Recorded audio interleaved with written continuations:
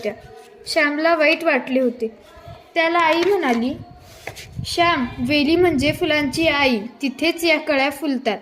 त्या तू तोडून आणल्यास. फुलेही झाडावरच सुंदर दिसतात. ती कधीच झाडावरून तोडू नयेत. श्यामला आपली चूक कळली. त्याच्या डोळ्यात अश्रू आले. परत कधीच मी मुक्या कळ्यांना हात लावणार नाही असे आईला सांगितले.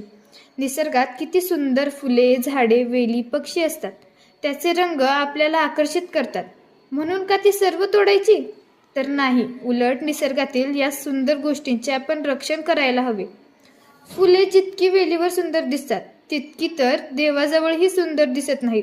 मग ती का तोडायची? निसर्गाचे रक्षण ही आपली जबाबदारी आहे. ईश्वराने मानवाला हात दिले ते निसर्ग फुलवण्यासाठी, खोडण्यासाठी नव्हे. विद्यार्थी बालमित्रांनो, आज इथेच थांबूया. उद्या भेटूया एका नवीन कथेसह. धन्यवाद.